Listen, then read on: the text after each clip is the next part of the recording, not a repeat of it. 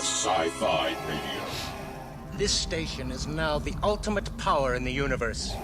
We would be honored if you would join us.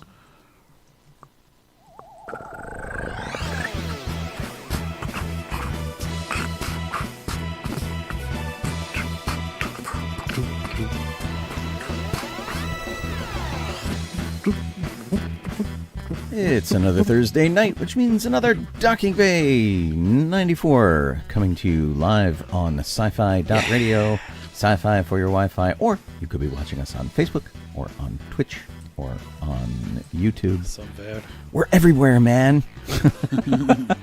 Some people say we're spread a little too thin. Yeah. And that's probably true. I'm Sean Obi-Shawn Crosby. This is Joe Donoho. I'm Colleen Kaylee Crosby. Welcome to it, eh? Yeah. Glad to have you guys around. I should probably open the chat, huh? Yeah. And see what all people are That's saying. weird. Something's going screwy with the Twitch one. I don't know what's going on with that. Oh, I don't know. Yeah, sorry. it's Excuse working me. on Facebook and probably on YouTube, but Twitch is not. Well, you know, Figures. Twitch has its own problems. Whatever. Yeah. It's called Twitch. Yeah. I mean, don't you expect something to be a little weird? It's like that Flintstone song. Hey, so Excuse me. man, I got Wow. so. It's over there storing peppers or something. Are you okay? I'm Something's sneezing up a happening. I don't storm. know. I'm sorry. Right, she's allergic to all our listeners. Well, I mean, am that's allergic, probably a good idea, you know. but I don't know what to. Lara and Lori and I'm Eric allergic to just Laura and completely- Lori? Yeah, you're allergic. Yeah. Kelly, Let me see. Terrible. I'll allergic to everybody. restart my Twitch myself so I'll be able to see this damn stuff. I don't know what's going on with this.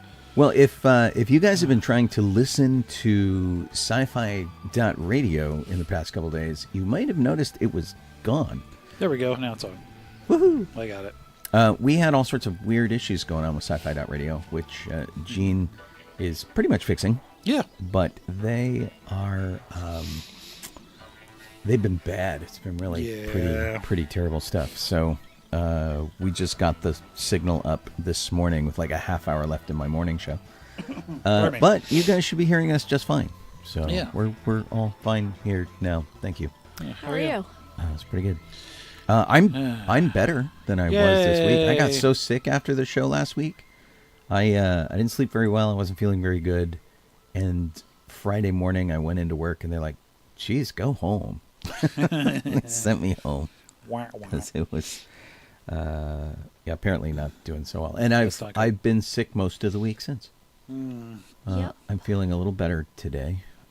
Still a little like out of sorts, but my energy's back and my voice is back, which is a big deal. Yeah. Beginning of the week, my voice was pretty awful. And I'm a lot less coffee. No longer defending Gotham. I was going to make Right. tea before the show. Oh, no. Yeah, I didn't get man. coffee. I didn't. people. Colleen got interrupted by a work call, and they basically threw her. And No, well, I mean, it wasn't just that I was interrupted by a work call. I worked until like 7:54, Oh, okay. and I sent an email, or not 7:54, 6:54. 6:54. So that's like in the 6 future. minutes before the show started. Yep. I was working, sent an email, started to shut everything down. The email elicited a phone call, which went up until I said, I'm on the air in 1 minute. And my boss said, okay, bye. And hung up. Minute. Awesome. So excitement. Howdy to Sam and Lori and Kelly and Alan. And then we got Eric and Laura and Talon Thorne. Woohoo. Yay! And I don't know who else. Yeah, people. Not everybody Howdy, has howdy. to. Not everyone has to check in on the chat. That's okay. Yeah, it's It's not mandatory. You can listen to us in a completely passive way. Chat yeah, I know. Oh. Yep. And I have this soda that looks like a specimen. Yeah, But, it's a little on the yellow side. Ooh. Yeah. We'll Probably not the best color they could have picked for that. But, It is it's mango peach Mountain Dew. Yeah. And it's called Sweet Lightning. Is its Yeah. official name. And so I It imagine just doesn't look like Sweet Lightning. they were That's- trying to find something that was distinctive, and you can't say that is not a distinctive color. Yeah, that's true. Yeah, yeah. I mean, if you had one of those illuminated coasters, I mean, I bet it'd look pretty cool. Was the guy like, going, what can I do? What color can I use? And Right. he goes to the bathroom and comes back out. I got it. No, I know. Well, it's like the same people who like came up with the Birdie Bots stuff. And of all the jobs, like if you were a wine taster, or you tasted candy, you did something like that, that'd be really great. But I feel bad for the Birdie Bots Jelly Belly guys who are like, it doesn't taste enough like snot. Yeah, it tastes like grass. Honestly, it's the earwax one that gets me. Yeah, the ear, but and what's the deal? Is like. Yeah. You root around with a Q-tip, you taste it, and you're like, okay, that's what that's supposed to taste like now. So gross to hear you describe Chew it up. All the people who are eating their dinner and listening to us are like, turn off the radio. Well, I mean, that's their mistake right there. I got a big handful of them. Nope, that's not quite the right flavor yet. That I eat stew sometimes while watching leftovers of, while watching reruns of Bones. So yeah, that'll do it. Right, where they always have corpses and things, and it's worse than corpses. The it's thing like about Icar. Bones has the creepy murder of the week, and it's like, how disgusting can we be? Like the guy who was dead in the chocolate bar. That was really and gross. They're cutting through the chocolate bar, and they cut through the guy, and it's chocolate, and it's blood, and it's messy, and it's all super crazy fantasy, and it's not real. And but that doesn't make it any less gross. And it'll put you off of having one of those big Hershey bars or something. Yeah, for sure. For quite a while. Yeah. What are those Cadbury? Right. With Vegemite in it. Hiya, Don. Vegemite. Yeah. Vicky watches Bones while eating dinner. It takes a certain constitution, but there's a lot to be said for knowing that it's special effects. We did an event. I don't know if you were here for this, Jeff. Maybe you were. I know Kit was there. We did an event on the 20th Century Fox lot. I think it was for episode 1 in 3D, or it was something, some Star Wars thing. And we're on the 20th Century Fox lot. They were shooting Bones, and we changed in their offices. They opened their offices, and so they had little knickknacks and stuff from various episodes all over the office, which was really cool if you were a Bones fan. And the props department, there was a door, and it said props on it, but PROPS was spelled out of various skeletal remains. Of course. Oh, that's funny. Which was really very cool. It was really kind of neat. It was fun to hang out in their offices for a while, and then if you were walking around, you could sneak onto the sound stage and of course. See the sets, which were cool. So, it was pretty fun. But yeah, that was gosh, that was a long time ago. Yeah. No, I was not around for that one. Let's see here. Okay, so Jeff, what did you do last week? You have the big things on your... All 2 of them. It just looks longer, the second one. Oh, yeah, because that's a long word. I'm not sure why it's like that, but it's really just... Anti-disestablishmentarianism? So Disneyland, went there, and that was on Friday, I think, last week, this past week. And, or actually went to DCA, not Disneyland. And we just pretty much just kind of wandered around, had food and shopping. What did you get for food? Did you go to the new Lunar Festival for food? We walked around to look at wanted to get some of that, the stuff that they had there for the Lunar Festival, but the lines were like insane. They're always really ugly. It was it's like festivals. If I was planning to eat at 9:00 or something at night, it would have been fine. But it was like the lines are like an hour or something. I'm like, no. So we just went to the places in San Francisco and had some there. Yeah. So they're pretty good over there. Although their Asian food isn't exactly Asian food. It's like faked Asian food. I would like to, from the festival, I'd like to try the bao. It looks good. But if I don't get it, it's not going to be that big of a deal because... it looks like everything looks good. But it's just, but I mean, insane. like, chashu bao is what I get Yeah. whenever Normally. I go for dim sum. Yeah. So, And I go for dim sum to places that are probably better at dim sum than Yeah. Disneyland. Gee, do you think? Yeah. But At it an was amusement park. I got stuff from the I don't know what the name of the restaurant is. Basically the Mexican food place that's in San Francisco. I got stuff from there. Right. Which is like potato tacos and stuff. Potato tacos. Yeah. Oh, I'm going to look that up. Yeah. And it comes with like a slaw on top, and you can get rice too. And so I had those are actually pretty good. They're pretty decent. Huh. I had just had potato tacos from somewhere else, like almost a week before, and it was like really oily, greasy kind of. Oh, So the gross. ones from DCA weren't. Okay, Those look so much better. I So you went to, I think, the Port of San Francisco Yes. Cerveceria. Yeah. Okay. Yeah. isn't cerveza Or beer there's Yeah. also So it's the beer Cochina Cucamonga Mexican place? Probably that. I don't know what it's called. Could have been that. It's right there when you pull in it. Yeah. What I would like to so I have never had a potato taco. Oh, okay. However, I love breakfast burritos with really good potatoes in them. Okay. And sometimes you don't get that. It's hard to find that. You like- like specific places you have to go to get it. Like, I- like- like Taco Bell ain't gonna have it. Bristol Farms has Yeah. really good breakfast burritos, surprisingly, which I rarely get because they're ginormous and they're not.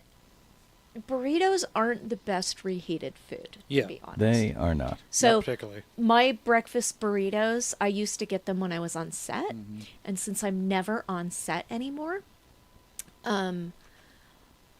I don't get breakfast Yeah. burritos anymore. Yeah. If they have lettuce in them and you reheat them, that's Breakfast burritos don't usually have lettuce, yeah, but some do. Them they- not breakfast, but yeah.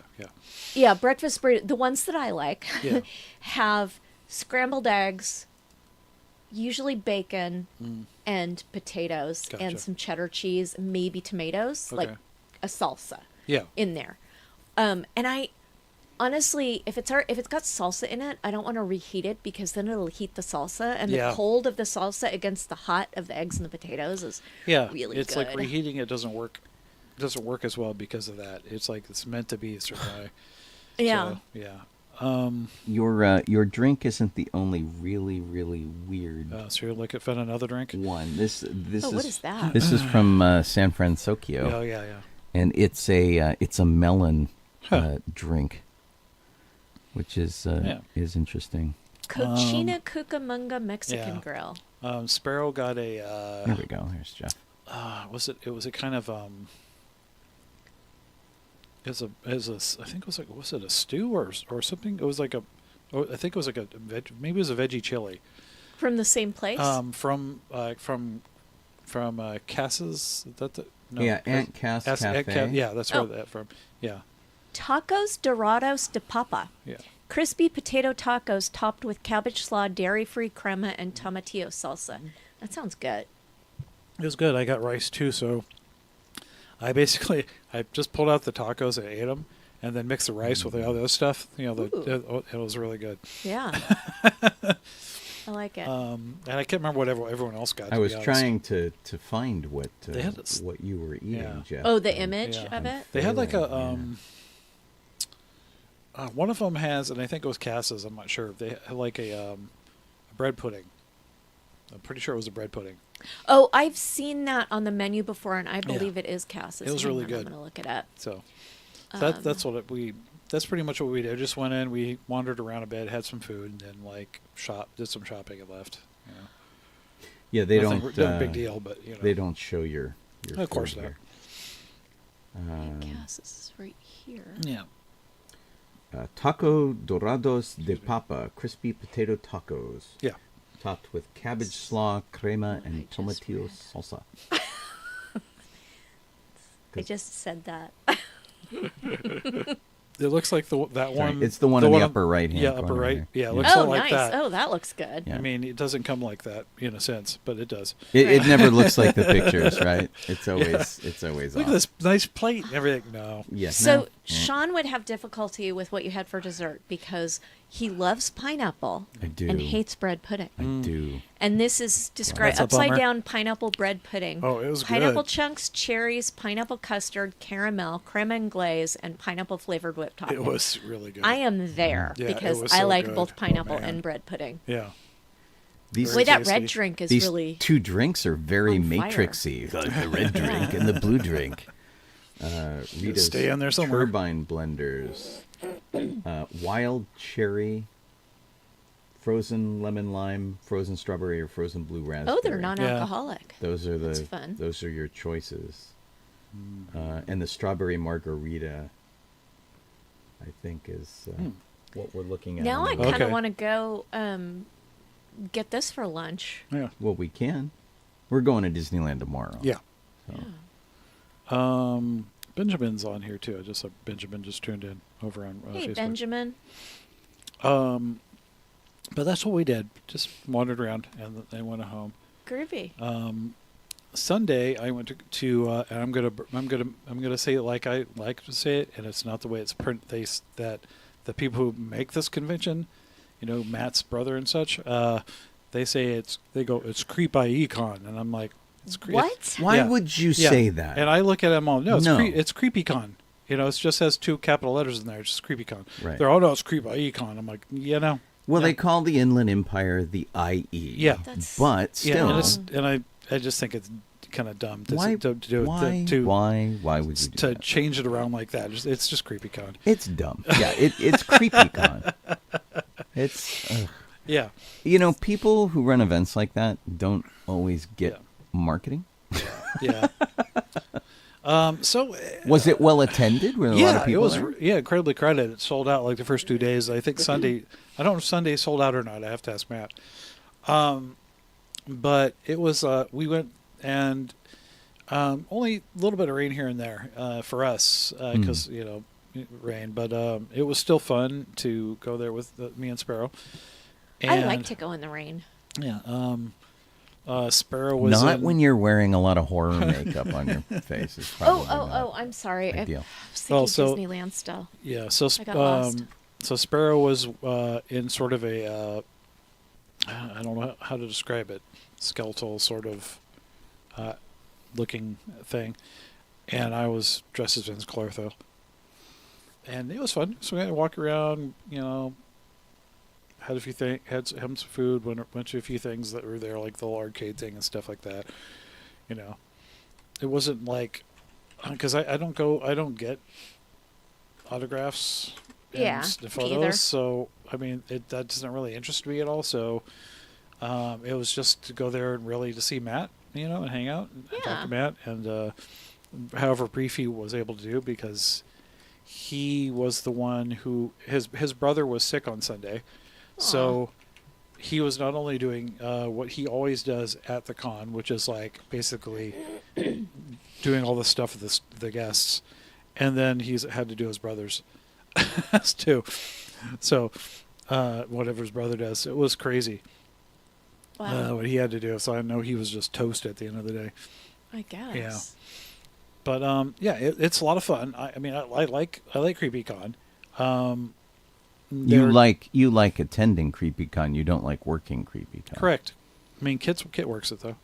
It's Kit Still, too. yeah, Kit's been doing it since at least here and there. So I don't know. I'm not real fond of the working for it portion anymore. I just enjoy attending, at least for one day. So they had we didn't go in the maze. We were Sparrow didn't want to go in there, so we didn't go in the maze. I'm with Sparrow So- on this one. I Yeah. saw Trevor posted some pictures of Yeah. like really creepy stuff Yeah, it's that like he a- was doing. His skeleton guy, whatever it's Yeah, either it a was- cowboy or something else with a skeleton very head kind of fun. thing. They have they had a lot of good stars. Like Adrian Barbeau was there, strangely enough. So a lot of My good stars. dad is a Well, huge fan. she Yeah. was in Creepshow and Yeah. she did a bunch of stuff. So It was a lot of the stars that I saw there, like Ron Perlman too. So I'm like, wow, this is great. But That's fun. I didn't get to see them, but they're there.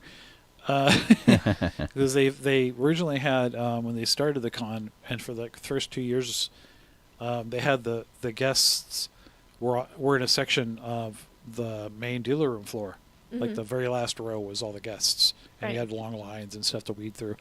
And then they moved it to a separate room, and that's actually probably been the best thing, because then they can manage the people better, and like provide more room for vendors and such inside there. And apparently, I believe the convention center, I believe, is going to be expanding a little bit too. They're going to be building more onto the building. I don't know Which is that probably I've good. been to the Ontario Convention Center, and you're the only person in this room who has gone to this convention. Yeah. Colleen and I haven't gone. And I am not likely to. You aren't likely to. Yeah. I like going to horror conventions. I just the difficulty is Ontario's a little bit distant from here, and usually when I go to conventions, I'm working it in some way, like we put our cars on display or something. And Jeff and I were talking about earlier how they really don't know what to do with our cars if they had them. Yeah. Traditionally, what conventions do is they put our cars out in front to entertain the people who are waiting in line. Yeah. But they Makes no sense. don't Yeah. understand that at this Yeah. convention. So I imagine eventually it'll sink in. I don't know. yeah, maybe. But they're also doing the CreepyCon Aftermath again in September. And that's sort of it's horror and it's also pop culture. So it's two things together. So it's not just horror. It's a wider range of Yes. interests. Yeah. Instead of a focus on horror stuff. Yeah. That's pretty cool. So that'll be interesting, I don't know. Hopefully,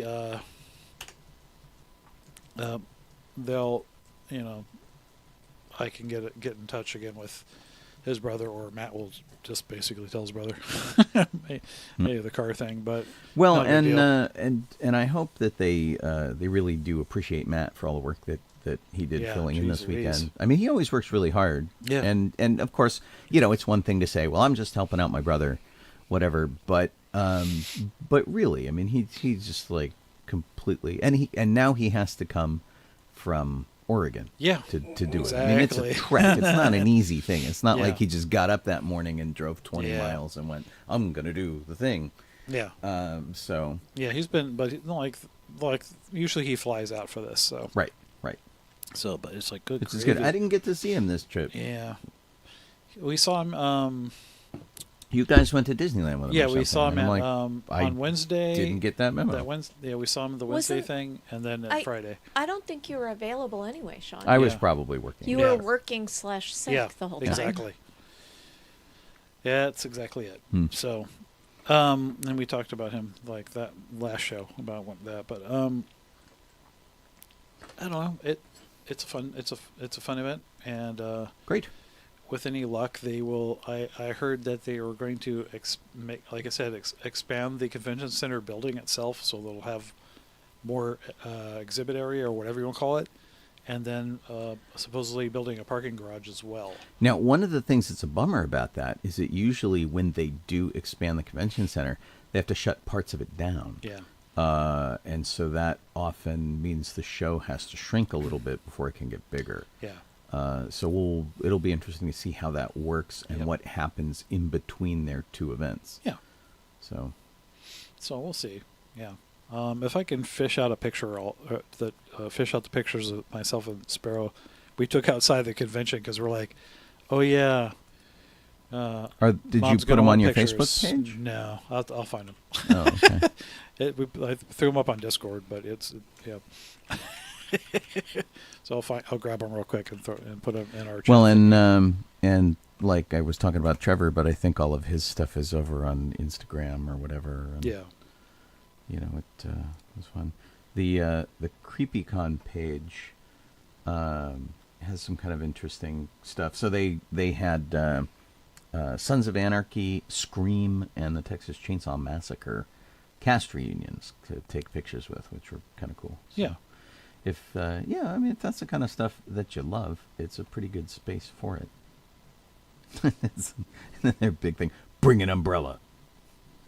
Okay, good enough. Bring an umbrella. Bring an to umbrella because it was CreepyCon? it was rainy. Was it indoors? Yeah. But you had to wait outside to get in line. You had to wait outside. Okay, I was Yeah. trying to figure out. I'm like, they want you to remind you to bring an umbrella to walk from your car.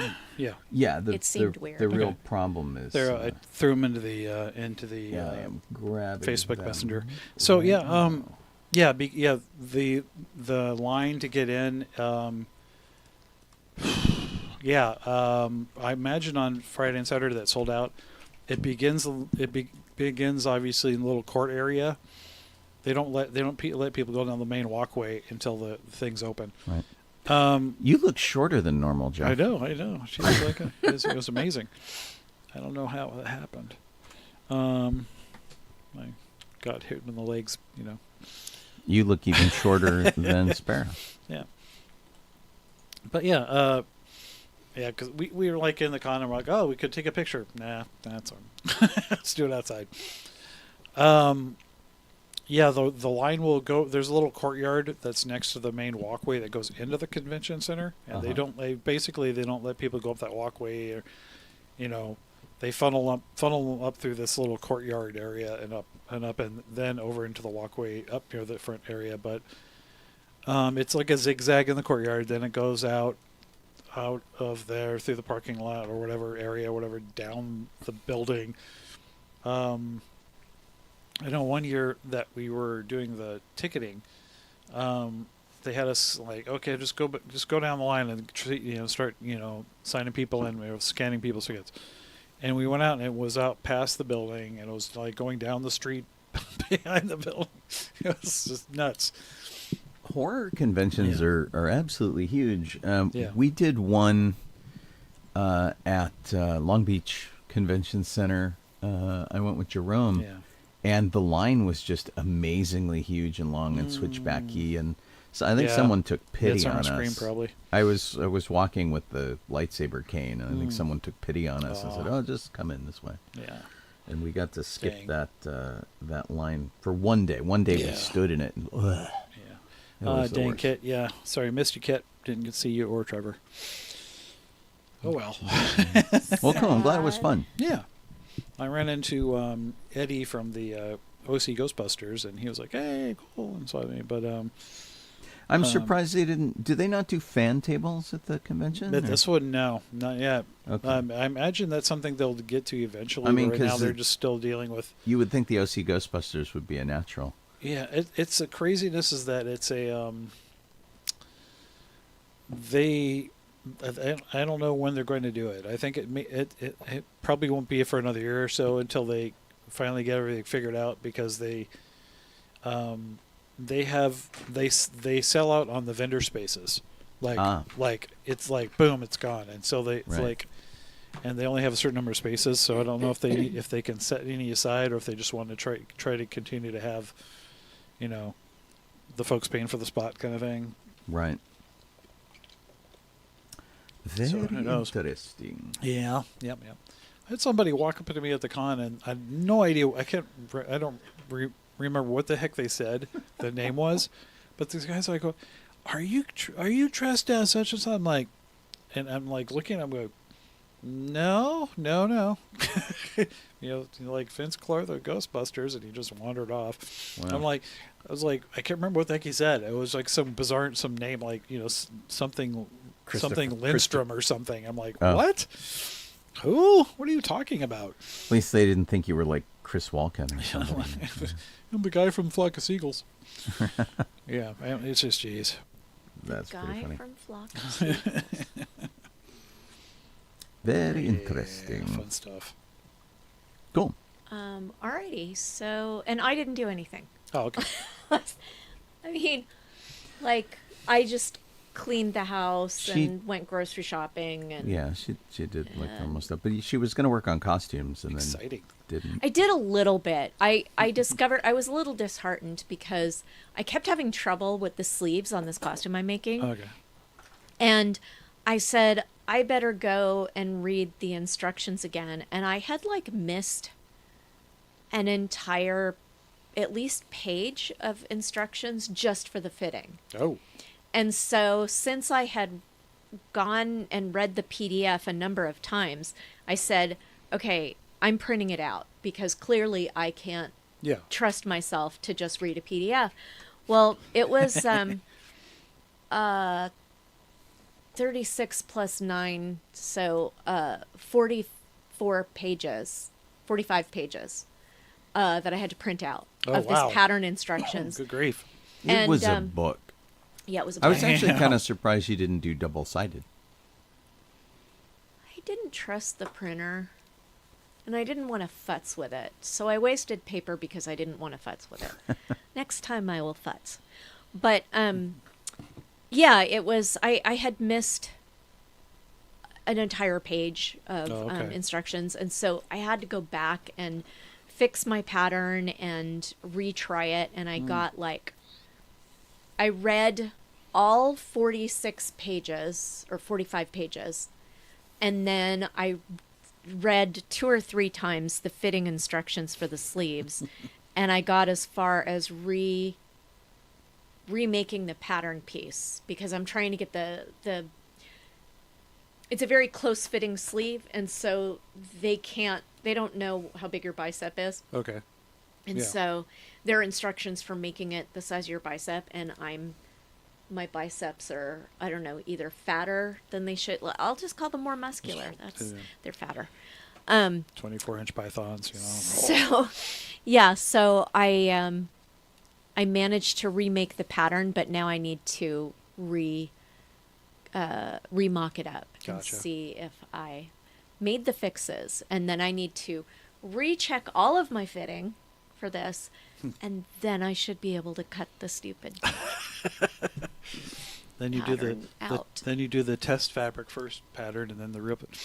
Well, I'm on the test Oh, I see. fabric one. So once I fix the sleeve, and then I do one whole additional, like if I'm happy with the sleeve and I go, yes, this goes around my arm, and I can actually, because it is a lined dress, Okay.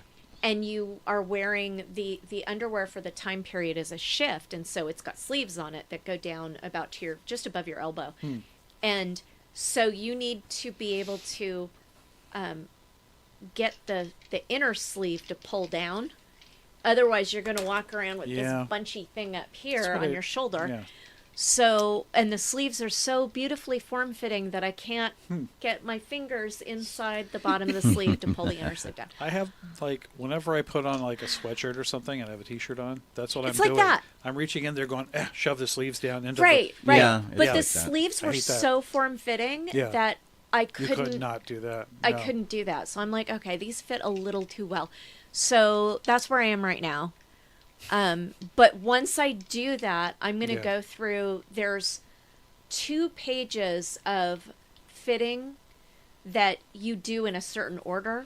Yeah. And I'm going to Yep, go yep. through the whole thing one last time to make sure I got everything, mainly focusing on making sure the front closure works and the sleeves work. Okay. Because everything else is pretty easy. Yeah. You can look at it, and if you don't see ginormous wrinkles or it doesn't close or something like that, Yeah. you're good to go. Okay. So, anyway, that was my exciting weekend.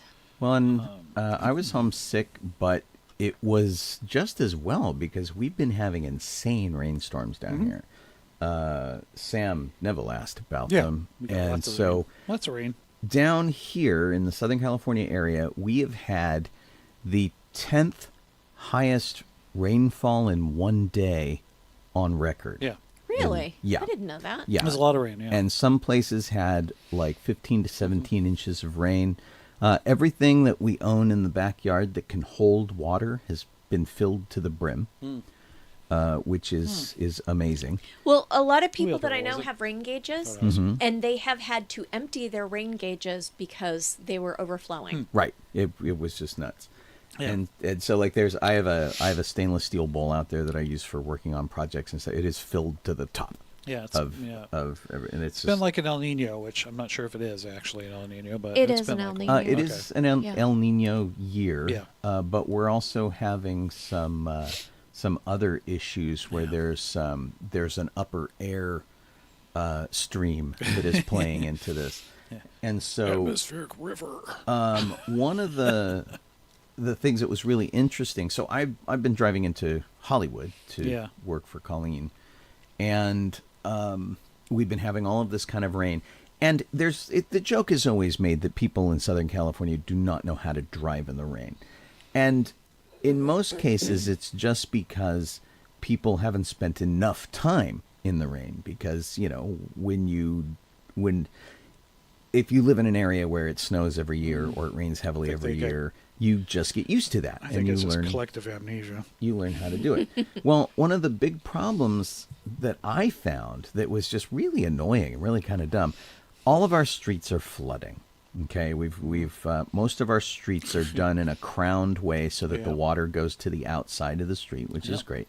But the intersections flood. And people in... Drain issue.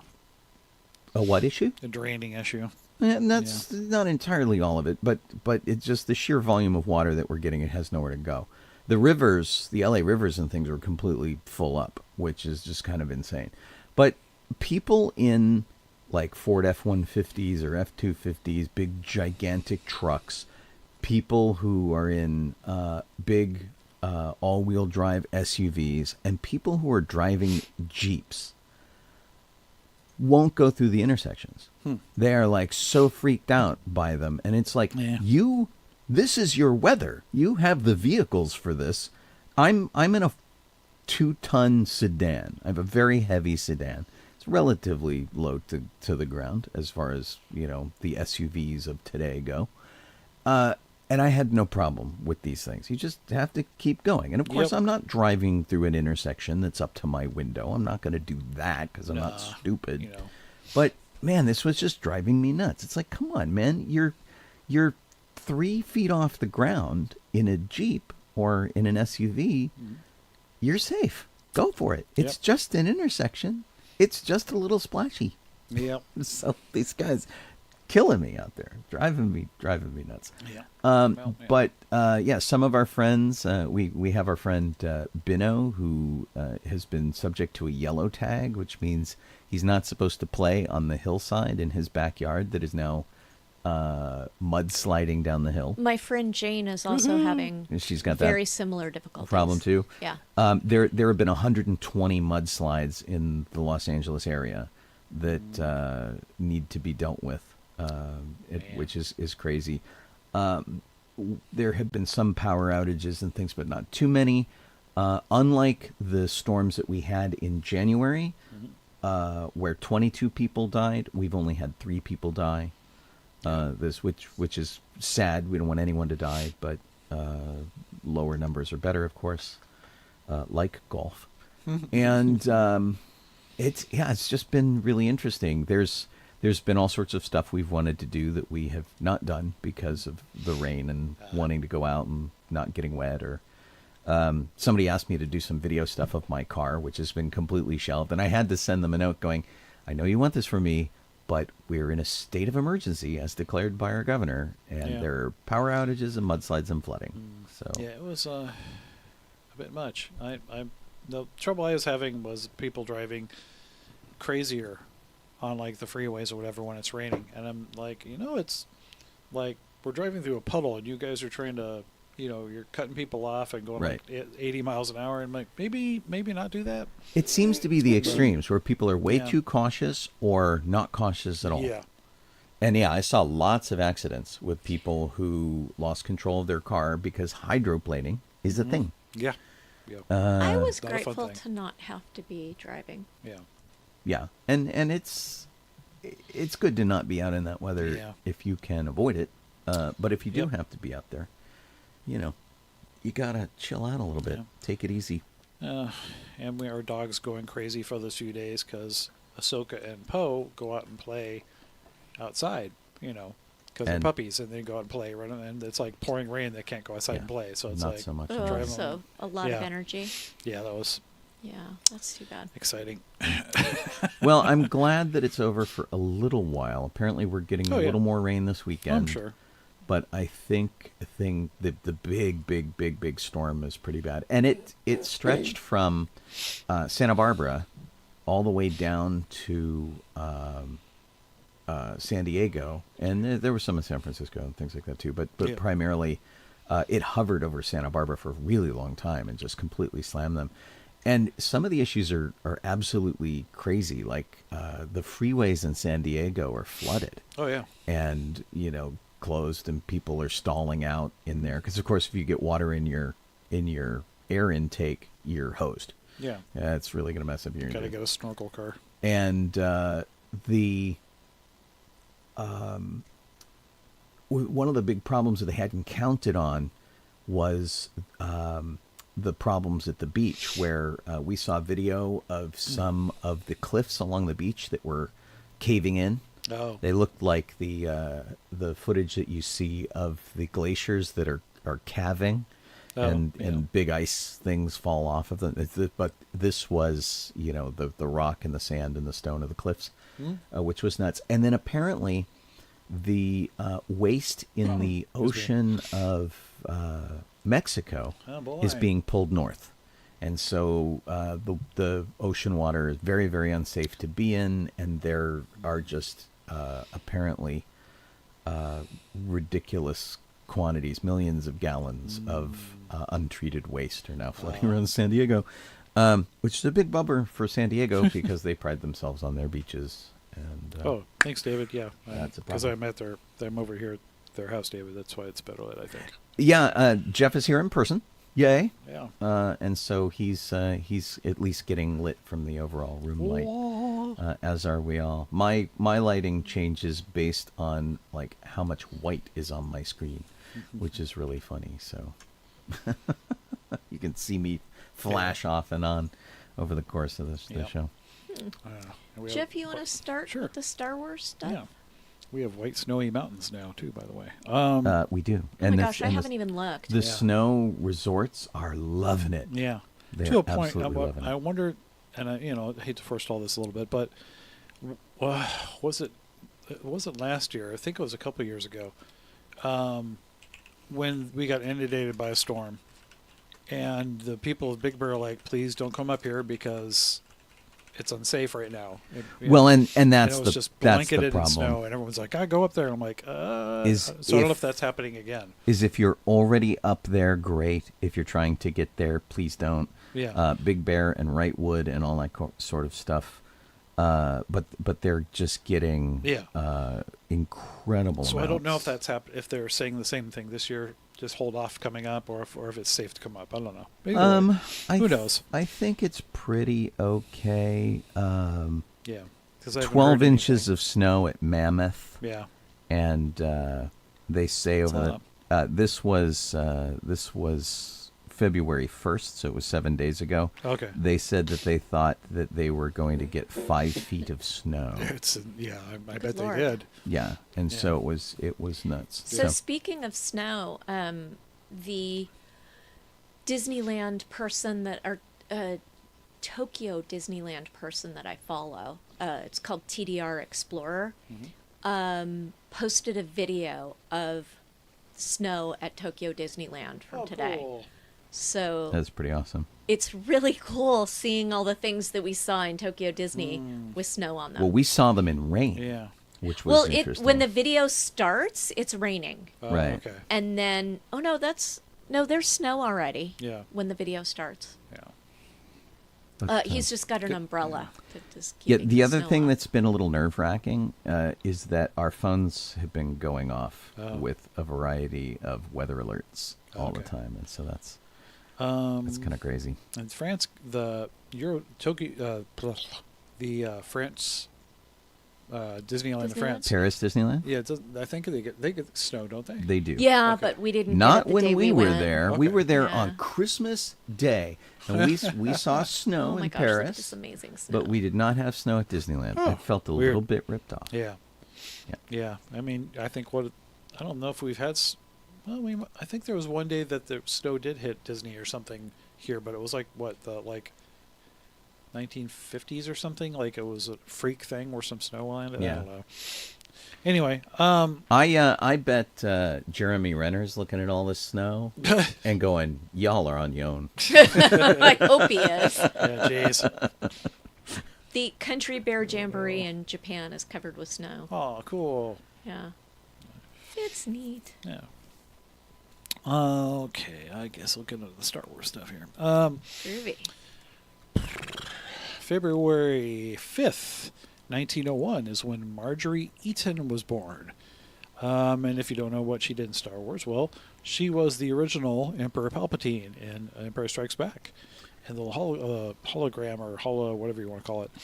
Yeah, she was a hologram, but they put monkey makeup on her too to like change her into really sort of alien features. Yeah, she was. In case people don't know, she also played. Let's see if I pronounce this right, Mrs. Crowfoot in the Waltons, and she was Crowfoot, Crofut in the Waltons, Mrs. Crowfoot. She was also like one episode. Probably. Yeah, probably.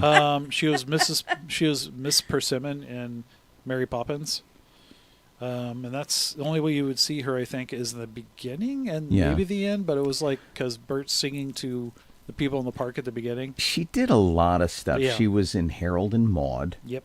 What was she in Harold and Maude? She was Madame Arouette. Yeah.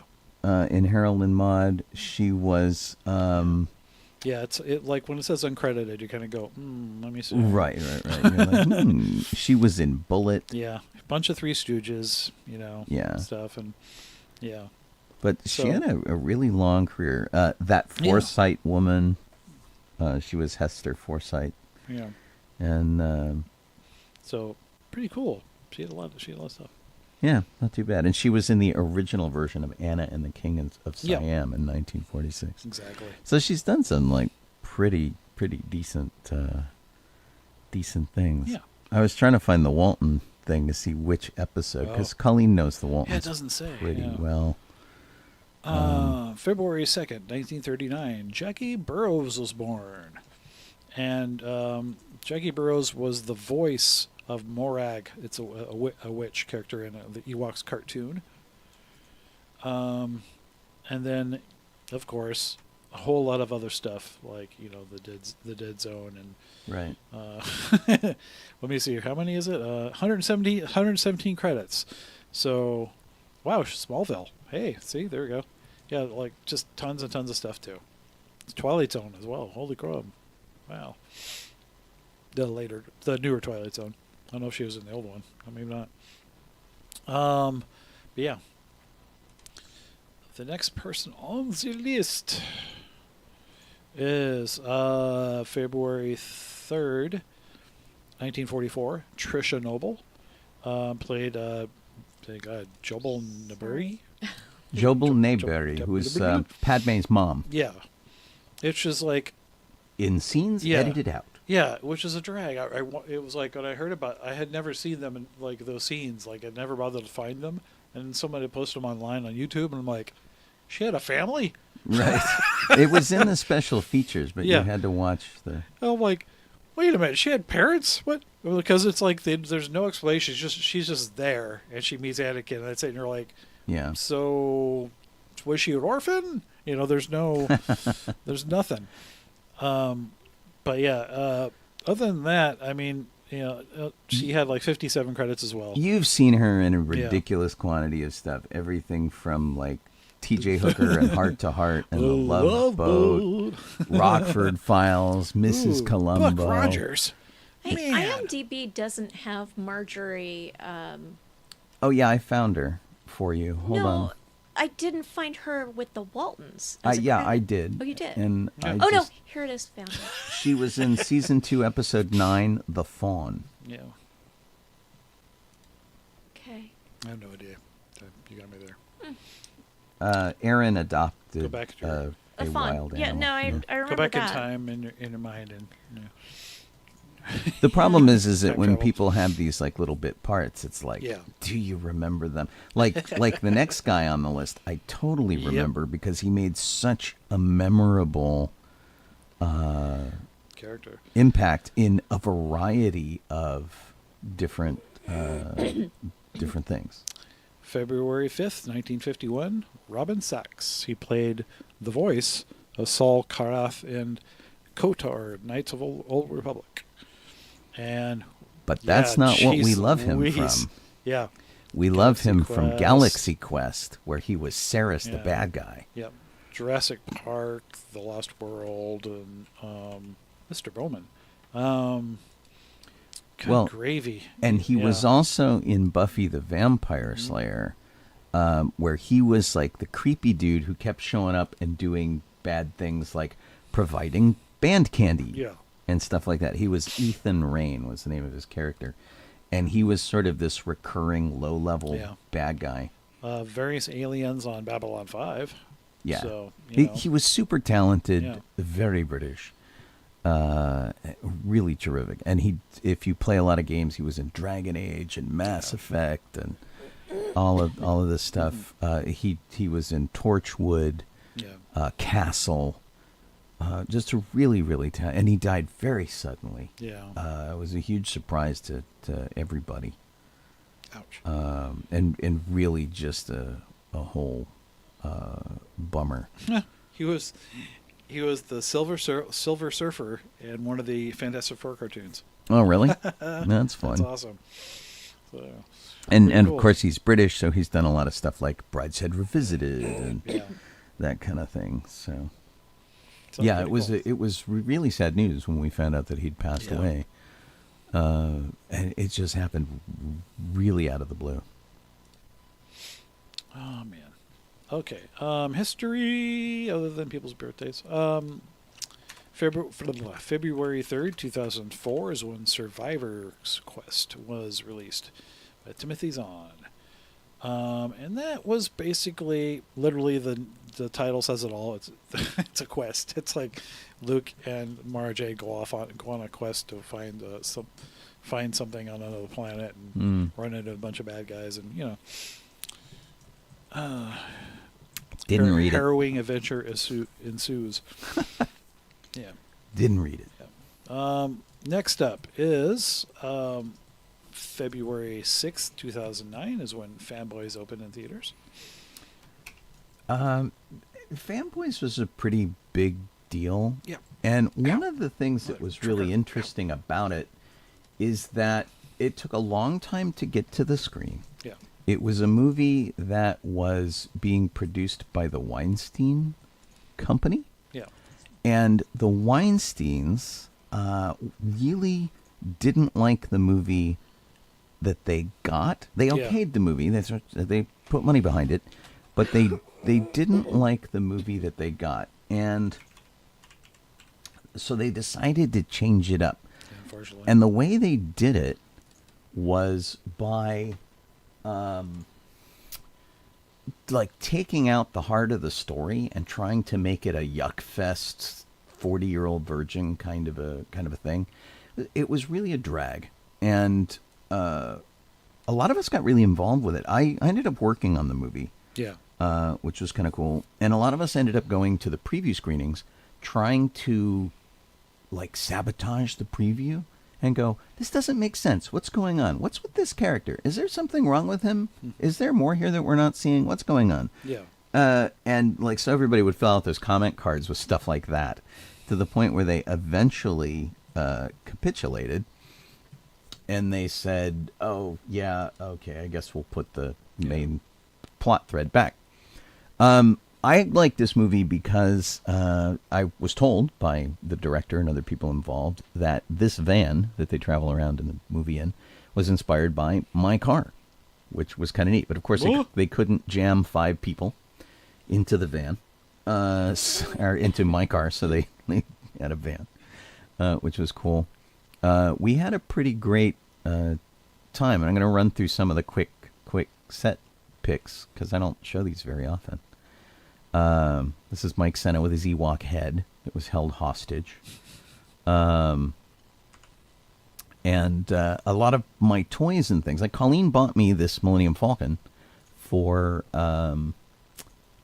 my anniversary, or our anniversary, and I painted it up. I made it look super cool. And they needed one that they could knock around, because the one that they had, they were afraid of breaking, and the guy who had it's like, you can't do anything with it. Yeah. So I'm like, I got one. You can do whatever you want to. So it ended up in this really, fancy place. Colleen's Obi-Wan costume that she made for me was up on display. This was George Lucas's office in the movie. And so, sorry, a lot of these pictures are like redundant. Everybody's costume went up on display. The Yoda puppet, the pilot costume, lots of toys everywhere, which was cool. And some of the other folks who also brought their collections up. But they jammed us into this room. And if you were a fan of Glee, this was the other academy that they used to go up against for singing. I want to say it was like Dalton Academy or something that they used to sing against. Okay. And so this was the same room that they used to do stuff in for that.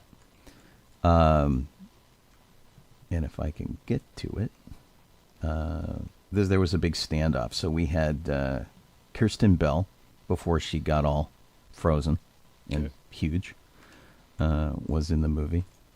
And everybody was just kind of hanging out. It was just a neat little thing with a lot of really fun people in it.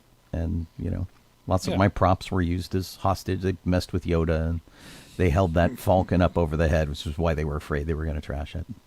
It was just kind of a cool way to spend a few days. And so I'm pretty attached. That's Will Forte in the motorcycle helmet as a THX soldier. Oh, okay.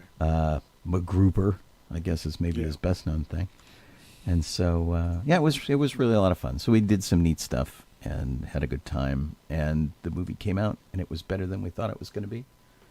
And they managed to pull it away from the Weinsteins, which was great. And not so shabby. So,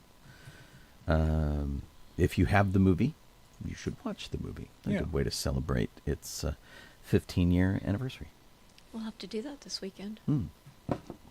Sounds good. We have it on Blu-ray, I think. Last new of the history. February 5th, 2013, Lucasfilm Limited announced new standalone movies to expand on the mythos and depths of Star Wars, which, we got two? Something like that. Got Rogue One and Solo. There you go. Right. Well, but we have another one coming up. Plural. So they have threatened several other standalone movies that haven't made it yet. Yeah. And the one that I'm most disappointed about, I think, is Rogue Squadron, which they made a big deal about presenting and then pulled. Yeah. Rude. And I don't know if it's because people got busy or whatever it was that Disney bailed out on that makes me very, very sad. Yeah. Cool. So let's talk about regular non-history things. Marvel to launch Disney Plus's Ahsoka in a comic adaptation. Mm-hmm. We didn't talk about this last week? I thought we did talk about this last week. I don't know if we talked about that. Might have been. I don't know. Might have been something else we talked about. I'll show you a quick, very serious picture. And, it'd be kind of fun to continue that story in comic book format. Although it'll be interesting if they're planning a second season, they're going to have to do it in such a way that it doesn't, tread on that. But could be good. And if this is a reasonable sample of what the art's going to look like, that's pretty decent. Not bad. Yeah, so... I saw this David Tennant droid character as an action figure. It was kind of tempting. I haven't bought an action figure in a while, but I liked his character a lot. Oh, yeah. It was kind of neat. Snippy droids, always fun. Lucasfilm was a big winner at the Saturn Awards. We talked about the Saturn Awards last week, that it's big science fiction Oscars. I've got quotes around Oscars for those who are listening. But essentially it is the Oscars of the science fiction community. Yeah. You're not wrong. So Andor took home the award for Best New Genre Television Series. Star Wars The Bad Batch won Best Animated Television Series for the second year in a row. Dave Filoni was honored with the prestigious George Pal Memorial Award. And let's see. It's sort of a lifetime achievement award. Oh, there you go. Yeah, that's bad. Was that your drink? That was my water. Oh, dear. Pardon me a moment. I'll be right back. Oh, dear. And Indiana Jones and the Dial of Destiny won several awards for Best Fantasy Film, Whoa. Harrison Ford as Best Film Actor, and John Williams for Best Music. And I Wow. saw that John Williams, that's like his 26th award or something like that. Man. That's a lot. That's a lot of Oscars. I don't know. He's for had a him. lot of Awards. Oscars and stuff too, so it might be more than that.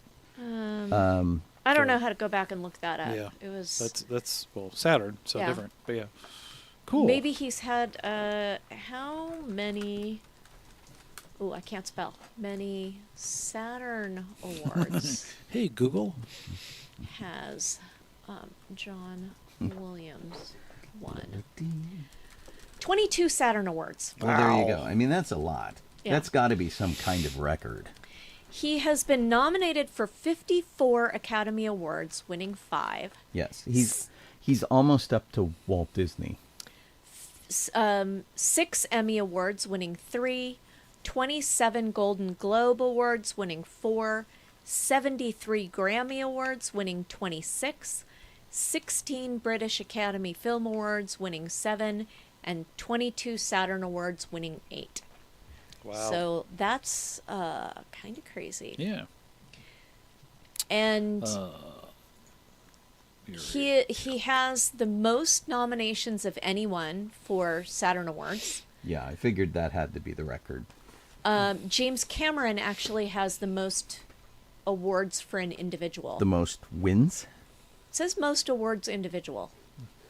Most awards for a film is Star Wars, 1977. As Yeah. it should be.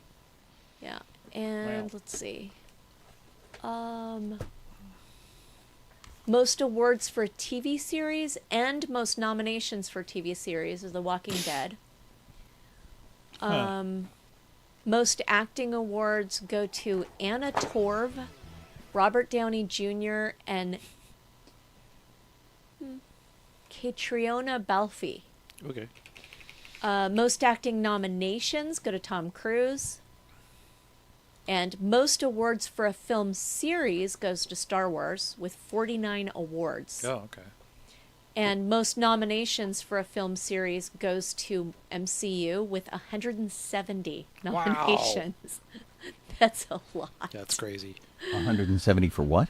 170 nominations for the MCU. Wow. Star Wars has the most awards with 49. And that's for the entire series. Well, the MCU Crazy. went on for years and had 25 movies. And Star Wars has been longer than the MCU, but MCU has more movies. they have Yeah. more movies, yeah. Yeah. Oh my goodness. All right, so 8 lots o'clock. of Saturn Awards things. Let me remind you guys, since we're at the top of the hour, that you are listening to sci-fi.radio over at sci-fi.radio. It's pretty basic, but that's our radio station. We've had a little problem in the past couple days. Sorry about that if you tried to tune in and didn't get us, but we're back now. So, yeah. You could be watching us on Facebook or on YouTube or on Twitch. I am Sean Obi-Shawn Crosby. This is just a little. I'm Colleen Kaylee Crosby. Kit is doing links over in our chat, and she also does our control document here for the show, which is called Docking Bay 94. Thanks for joining us tonight. All right, The Mandalorian and Grogu are making fans sad, and I don't know don't what that know is. why. There's no link. I threw it in there, and the reason that it's sad is that people are realizing that, at least for now, that's the real title, No. and they're really This is like, the working title, though, right? I could only hope, but Yikes. for now, I mean, they're, it's like usually when they release a series or a movie or something, there's something better than that, where it's like we don't know what the Acolyte is, we don't know what the Skeleton Crew is, but the names are better, right? And here we've got Mandalorian and Grogu, which just sounds sad. And with a G. But you know that if they did a movie just about, Rocket and Groot, it would be called Rocket and Groot. Yeah. But yeah, so a lot of people have been going online lately. I've seen Facebook and Twitter and Instagram and people going, I can't believe this is really the name, and they're like freaking out. So it remains to be seen if that's what they It's really like release it just a under. working title. At the very least, it tells you what it's about for now. So, you know, you're ahead of the game for it's like we had a series called Obi-Wan Kenobi, Yeah. and that was about Obi-Wan Kenobi. Yeah. And we had a series called Andor, that was self-explanatory. I just think it's a Exactly. bummer that it's going to be a movie instead of a TV series. I think think you can so, really get in depth with the TV too. series. I feel that it is a really blatant cash grab. It's apparently I guess. the movie is apparently set for 2026. Yes. Yeah, they've got some time. I think we still have And another it's, season of Mando, don't we? And it's the next don't know. movie. So there's no There's Star nothing Wars between then yeah, and no now. more Star Wars movies until after that comes out. Yeah. I'm okay with that. Yeah, me I too. I think the original title was designed to, like the Mandalorian and Grogu, is just designed to make people go, "Yay, I like those guys and I want to see more." Yeah. If they come up with a better title once they're all done with it and that kind of thing, that's probably the case. But I'm sure it's meant to invoke something like Lone Wolf and Cub, you know, that Probably. kind of thing. So, Yeah. but we'll see. We'll see if it stays that way or if it gets changed. But it's uninspired, and I agree with that. People who are complaining, it is not an exciting title. Yeah. The Lady A, hello, how's it going? Just popped in there, and David's here. Empire Magazine posted an online teaser for something. They've got a star field and it says "Hello there," and I would say it's followed by an ellipsis. Well, but it has yeah. 4 periods in it. What is Yeah. 4 periods? Well, 4 periods is this very Star Wars thing. Every opening crawl has ended with Yeah. 4 periods. And So so it's an that's ellipses plus plus one. plus 1. Right. It's a very Star Wars thing. Didn't know that. This hello there is very specifically the a long time ago in a galaxy far, far away style. It's Yes. it's the font and the color. But the thing that I'm worried about, that makes me go, is this going to be cool or is this going to suck? And are you going to make me angry? Is hello there, obviously, is a very Obi-Wan Kenobi Oh, phrase. yeah, yes, Yes. Right? And so if the announcement tomorrow is not Obi-Wan Kenobi Season 2 or some other Obi-Wan Kenobi related thing, I'm going to be sort of annoyed. I'm annoyed that they, on the internet, they put something that says tomorrow, 4 p.m. Because They're a British publication, so 4 p.m. win. is it, well, if it's a British publication, then it's probably GMT. So Maybe, yeah. Well, and also on there tomorrow 4 p.m. There's no date. okay. So what happens if you follow Empire Magazine and Facebook doesn't, or whatever this is? Right. I don't know. It's Facebook doesn't serve it up to you for like 3 days. Yeah. 4 p.m. GMT will be 8 a.m. Friday. All right. In Los Angeles, Pacific time. So ostensibly, if that's when the announcement is made, I will know when I get up, Yeah. I guess. Because I'll know Ewan before you McGregor get was up. at MegaCon, and there was like a panel, and someone asked him about the show and such, and he basically says, he said, he wants people to write Disney and ask them to make season 2. It's like that was even the title. Is ask fans to rate Disney about season 2, but he said it was originally supposed to be a movie, but he's like, how could it be that it should have been the longer story? It should be a series, and that's what happened. So he says, can everyone write to Disney? Yeah. Well, I did not write to Disney, so I feel like what was that? That's me. I mean, Oh. it's I have an air blower. I spilled water in my keyboard. Well, that's not good. No, and Yeah. so I'm trying to do damage control while we're here on the show, So and not there is, short circuit the show. There Yeah. is a new E-wing fighter toy out from, I don't know, Hasbro. Yeah, I'm I assuming gotta it's have Hasbro. Yeah. I can't see any Hasbro thing, but all the toys come from Hasbro. It looks kind of like an X-wing, but with fewer wings So Yeah. and this painted blue striped. this is the second E-Wing thing that has turned up in my feed lately, which is kind of interesting. I'm trying to get this article open here so we can share. Apparently, it was last seen chasing Sabine on across Lothal in the Ahsoka series. This Right. is They an had one in interesting there. R2 unit. Yeah. Is this like a specific R2 unit? Because it looks cool. It probably the is. one- It probably based on what we saw in the. It was based on thing. like concept art or something, wasn't it? Like Yeah, that, well- It someone had says done the that was not Starfighter correct. airspeeder last seen chasing Sabine across Lothal includes an opening cargo area, retractable landing gear, and sliding cockpit. Yeah. So apparently it's modeled on the one chasing Sabine across Yeah. Lothal. Yeah. So I have a Facebook friend who Oh, there it is. is a super talented model maker, That's what it and is. he's done some stuff lately that has been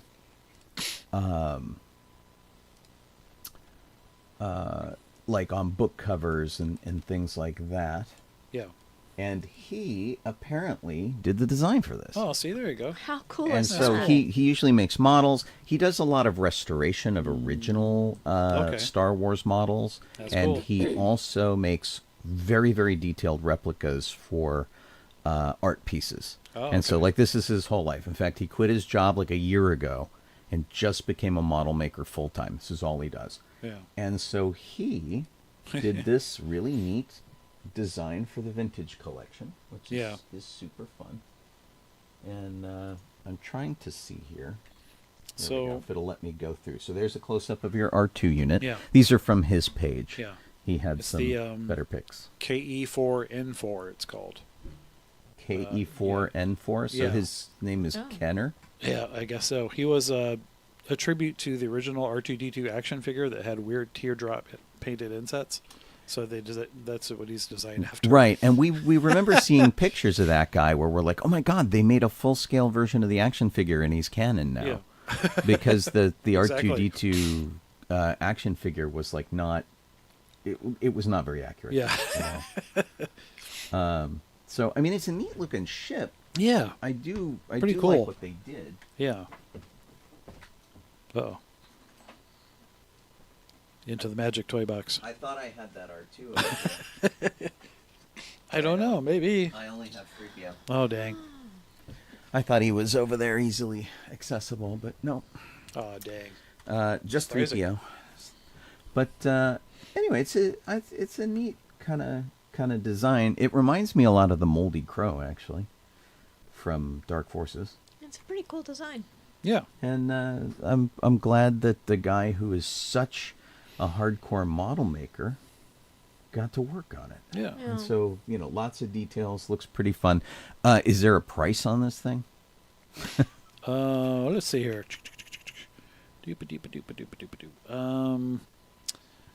It's a Hasbro Pulse. Let's see here. So Yeah, I just didn't know if there was, if it was like ridiculously expensive.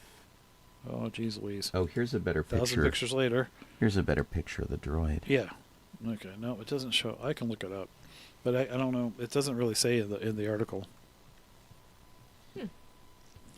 Well, let's move on then.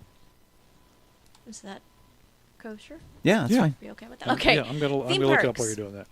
Soul's Joe Gardner is now appearing at Pixar Place Hotel. Okay. That's kind of fun. Yeah. Yeah.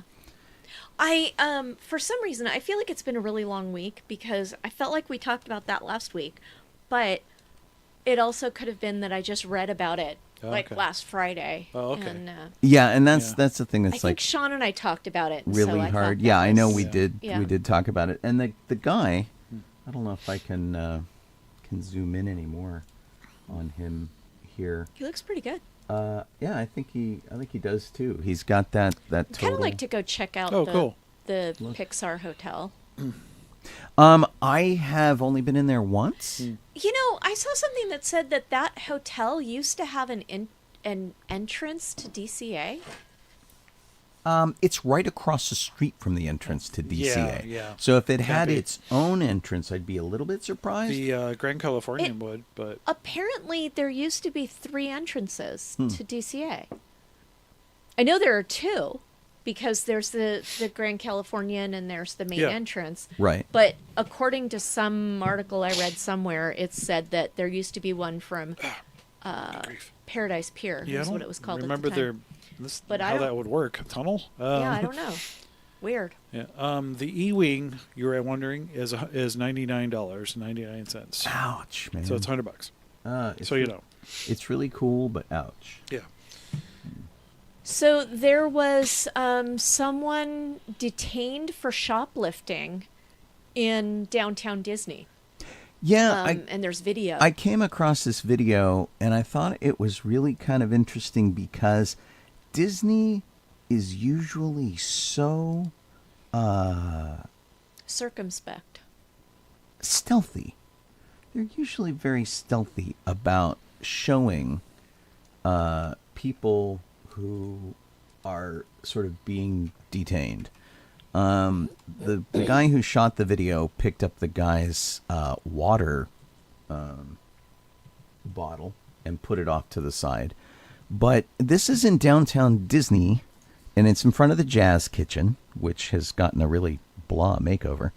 And they wrestled the guy to the ground. I don't know what kind of trouble he was causing.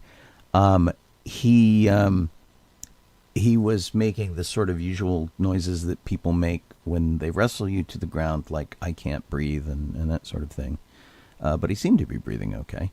And they got him back up pretty quickly. They just needed to put the handcuffs on him. But usually this kind of thing, you know, the guy's sort of like escorted to backstage spaces when they do this kind of thing very quickly. I don't know what kind of difficulty he was causing that made them take him down. Maybe he was struggling too much and they couldn't. Yeah, something like that. I mean, he did really seem to be doing it. I don't know if the water bottle that they picked up at the beginning of the video is the thing that he stole and he like threw it away from himself or what. It's just really kind of strange, and this is not a thing that you see at Disneyland very often. Yeah. It was really kind of a surprise because usually if they have an issue with somebody, they spirit them away so that, you know, your day is not. Now, this, of course, is the shopping area in between the two parks. It's quite a bit to the west of the entrance to the park, so it's not like they were doing this right in front of Disneyland. But they certainly got enough security involved because the guy must have been being some sort of a problem. I can't imagine Disney security being so rough on the guy that he was legitimately having trouble breathing. So it'll be interesting to see how this plays out. But you never see this at all. And it was kind of shocking to see, really. So. Could you imagine being there? That would have been shocking. Yeah, well, and that was the thing. And this was just a couple of days ago, I guess 4 days. And somebody in the comments is like, "Where is this?" And people are like, "It's at Universal Studios." Where do you think it is? What? Pretty funny. On happier news, DCA is 23 years old today. Wow. Yeah, it's I feel old. right. Oh my Yeah. gosh. And Eric is correct. There are 3 entrances. There are 3 entrances, and it is the Paradise Pier is one that you were talking about. Oh. It requires is a special entrance, and you have to have a hotel key to get in. Look at that. Yeah. Where does Eric it put come in out there. in the park? It And- said between like the was it the hot dog stand or something? It was kind of weird. Well, and how do you get, I mean, like, where is the cast member checking your entrance ticket? The security. Yeah. Yeah, and the security detail. Yeah. I don't know. Oh, but maybe, I don't know. That's weird. We're going to have to check this out. Yes. Yeah, I mean, we'll go look tomorrow and Yeah. we'll see where it is. I wonder if they did anything at DCA to celebrate the 23rd anniversary. Not that I really saw from people who were there today. They were just like, "I'm here and I'm celebrating," but it wasn't like they were handing out buttons or anything that I saw. I mean, that could be very different Yeah. than my experience. Disney has come out with villain-inspired dresses for Disney's fairy tale weddings, in case you want to get married in a black dress. This is an interesting thing to me. So, very occasionally, I officiate a wedding on Disney property. Sometimes they are official. Sometimes they are not official. Wait, when has it been official? I did a wedding just a couple of months ago for some people at the Disneyland Hotel. Oh, right. Which was very nice. And of course, they're big Disney fans. They have a gazebo on site. They have a wedding area, a place for a reception. And then, of course, they have like a post-ceremony reception, and while they're getting your reception room ready, and then you trek across the hotel property at the Disneyland Hotel and go to your actual reception, which is in a regular function room. And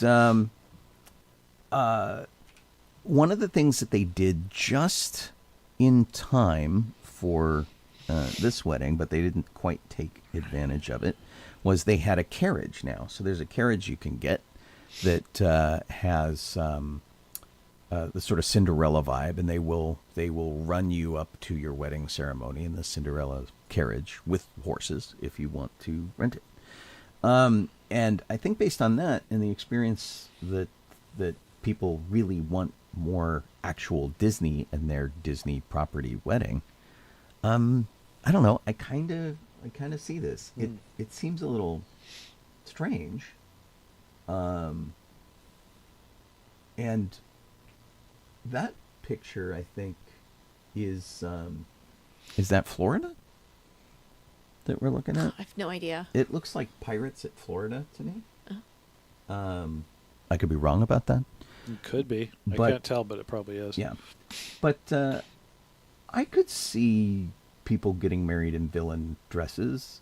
We have some friends that I'm pretty sure will get married dressed as Maleficent, given the opportunity. Yeah, most likely. Yeah. And Like I said, if you want to wear black to your wedding. yeah, I mean, they are gorgeous dresses. They're pretty amazing. But I would think that talking the groom into it would be a hard sell. Oh boy. Maybe. I don't know. I think that if you're the type of person who wants to wear a black dress to a wedding, and that your groom would pretty much know that about you.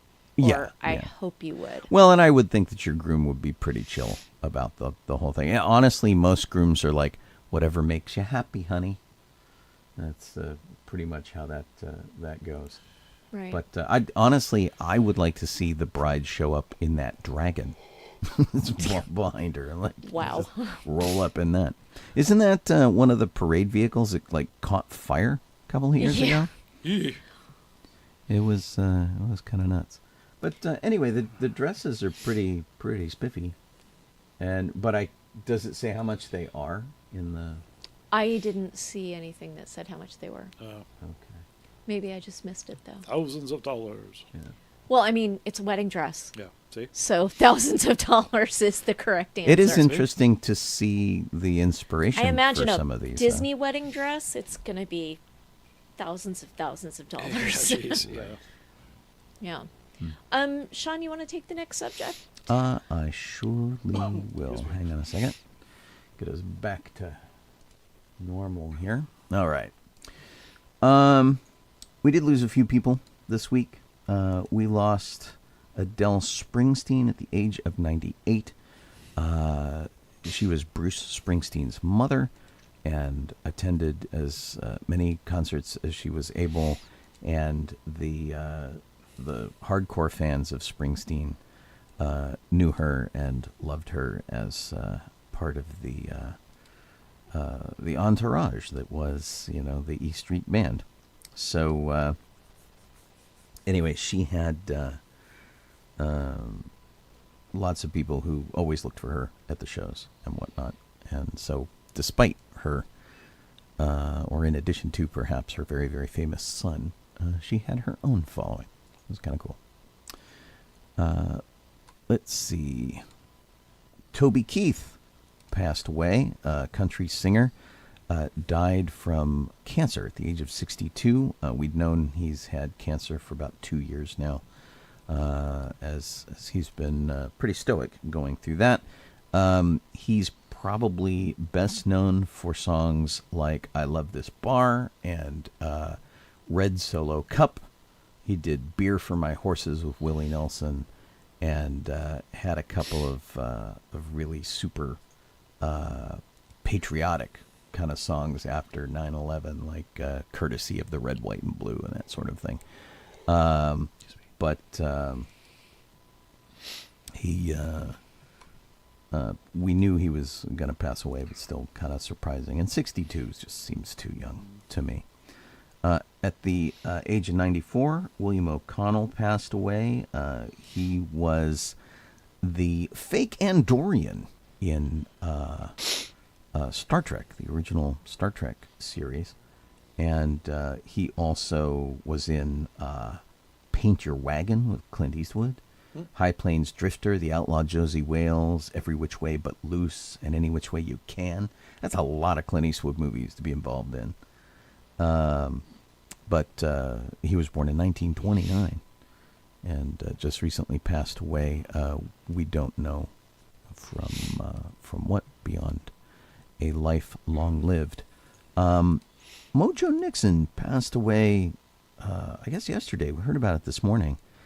At the age of 66, he was on a country music cruise, but his style was not exactly country. He was kind of rockabilly, did a lot of that kind of stuff, and was sort of universally loved across the board by people who make music in every genre.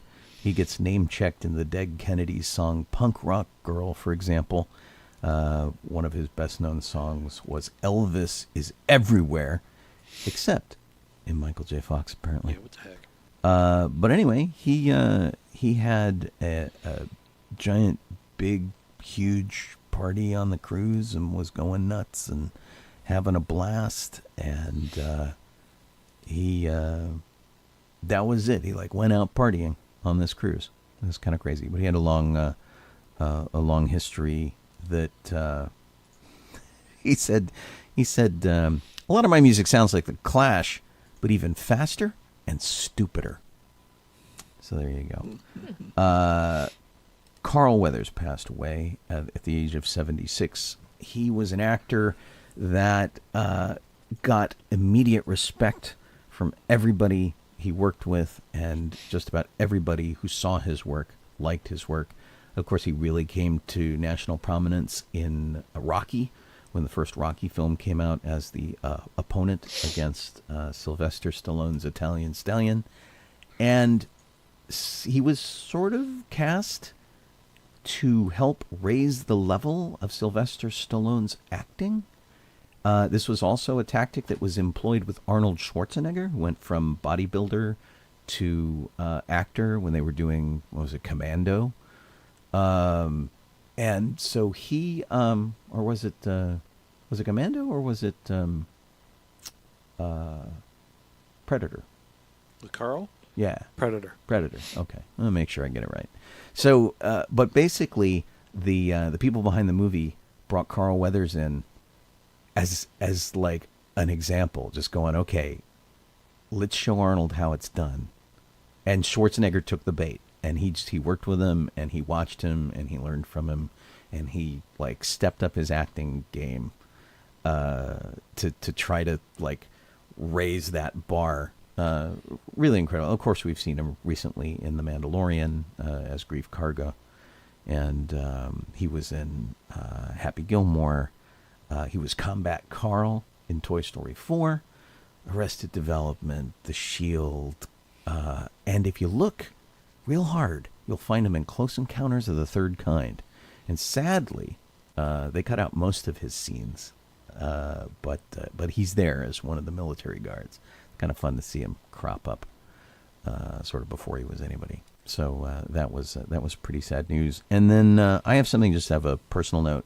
If you go to a lot of science fiction conventions, and this could be all across the country, really, you might have run into Paul Nye, who was a member of our Star Car Central group, and he was one of the most in-your-face DeLorean owners you could ever possibly meet.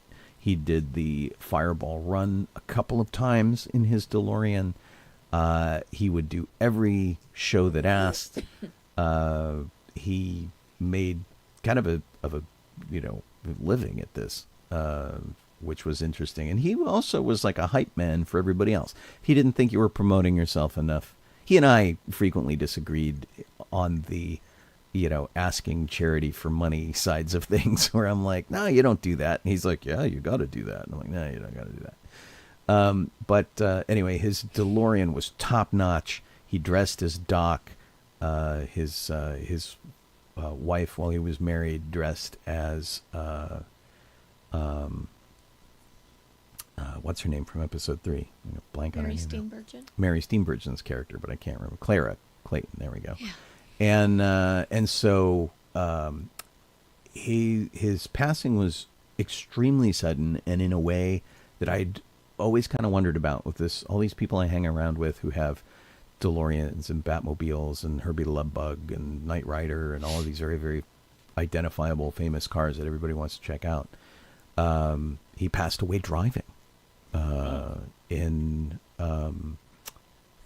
his hometown of Bakersfield, and so he called 911 and he crashed his car, and it was crazy. Apparently, he died very suddenly with no pain and trashed his car on the way out. And it's the perfect Paul way to go out. But we're really sad to hear of his passing, and he was a fixture. I've known him for 18 years. Met him at Worldcon here in Los Angeles, and he was just a force to be reckoned with. So very sad to hear of his passing. If you've done conventions in the Southern California area, you know him almost certainly. And if you had a chance to meet him pretty much all the way across the country, as he did stuff with the Fireball Run and other things. We took a trip together, Colleen and myself and Paul and his wife and a bunch of other Star Cars. We went all the way up to Bandon, Oregon. We went to Coos County. We stopped in Bandon, is where Timothy Zahn is from. We went and stopped in his bookstore and stuff. We just had a kind of a cool trip doing a Relay for Life up there for charity. So we took a long charity trip. And yeah, he's a super interesting guy and like always there if you asked. So very sad to hear of Paul's passing. Yeah. Jeff, you want to start the speed round? Woohoo! So if you go to the SAG-AFTRA Foundation page for the career retrospective of Pedro Pascal, it doesn't actually show this in the bio because I don't know why. Supposedly it was edited and changed, which I still think that's probably more likely photoshopping and someone messing around saying it was really there.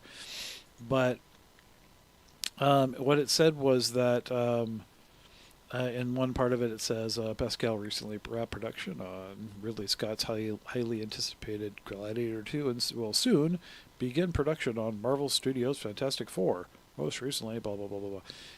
The whole thing about Fantastic Four, if you go to the SAG-AFTRA thing, not there. But supposedly this is a screenshot that someone had posted that confirms that he is there. So I don't know if this is true or someone playing with Photoshop. And was it true and deleted, or is it right? Was it information we were not supposed to know yet? Yeah, exactly.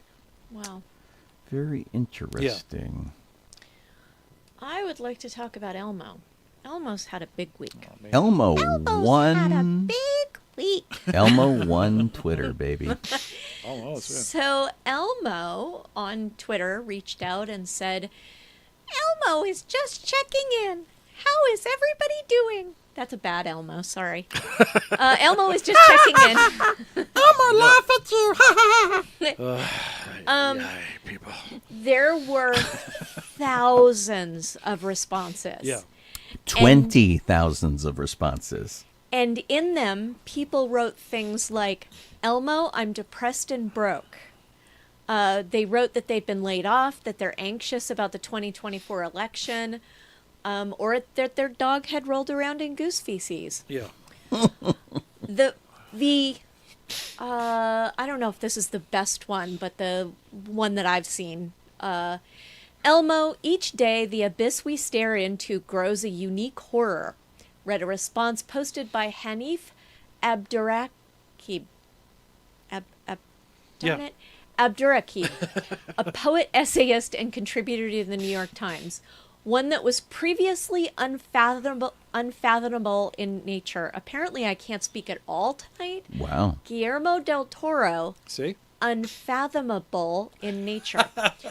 Our inevitable he is. doom, which once accelerated in years or months, now accelerates in hours, even minutes. However, I did have a good grapefruit earlier. Thank you for asking. So, big week, 20,000 responses, and then Elmo came back next and said, where is what he said? Sorry, I had it all written out previously. But basically he said something like, I'm glad I asked. Thank you for sharing with me. Right. Grief. Sorry about that. I had it all written out. It says here, Elmo is glad he asked. Elmo learned that it is important to ask a friend how they are doing. Elmo will check in again soon, friends. Elmo loves you. Thank you. You're welcome. And then Larry David turned around and attacked Elmo on live TV. Right? What the Not what? physically, but just like, well, I mean, actually, he I kind thought of it did was physically. physically. Yeah, Like, he like shoved him in the face. Yeah. So, and then the people from the TV show said, "You've gone too far this time," and he apologized. Yes. some things are sacred. Muppets are frequently one of them. Yeah. Well, I by mean, Cracky. not just a Muppet. It's a Sesame Street Muppet. So Well, yeah, it's a yeah. children's Well, Muppet. and Elmo And specifically Elmo is a kid. is a toddler. Yeah. Yeah, So you can't attack. Wow, Shame dude. You people can't for attack Elmo shame. like that. Yeah. And that's the thing that's really funny is that the majority of posts on Elmo's Twitter feed are like Elmo with a koala, Yeah. Elmo in a box, like they're just little cutesy Elmo things, Elmo in a superhero costume. They're all really very basic, Yep. and so it's like, I think how do you wouldn't- get you mad wouldn't at Elmo? normally tell a toddler that you're, staring into the vacuum. You would not. The toddler would be like, the vacuum cleaner? I shall look too. Right? It's noisy. Yeah. Sean, what do you want to talk about? Well, so Gina Carano has shown up again. Dun, dun, dun. And this is really kind of an interesting deal. She's taking Disney to court over losing her job in The Mandalorian. Now, just to flash you back to when Gina Carano was comparing being attacked over political point of views to the Holocaust. Yeah. And spouting all sorts of really interesting conspiracy theories. Yeah. Disney was not really like coming out and saying a lot of stuff like you have to stop that. Her co-star, however, Pedro Pascal, was saying, hey, you got to kind of rein this in a little bit and just be cool about all this kind of stuff. And one of the things she was up against was talking about trans people. Mm-hmm. And if you know anything about Pedro Pascal, especially in recent days, where he was at various red carpet things with his trans sister, Yeah. he's a big supporter of the trans community. And so he wasn't getting mad at her or anything. He's just saying, you just got to cool down. And she couldn't manage to pull that off. And, of course, a family-friendly company like Disney likes you to kind of keep things chill. Yeah. And she couldn't manage that.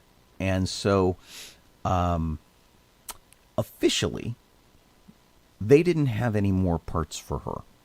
And so there was a series that may or may not have happened called Rangers of the New Republic that might have starred her or not. We don't know. The series never happened. We never saw a script. We never saw any promo shots.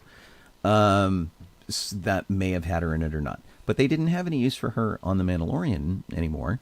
And in acting, if they don't write a part for you, you don't have work. Yeah, that's how that works. Pretty much. California is also an at-will state. You can release anybody for any reason at any time.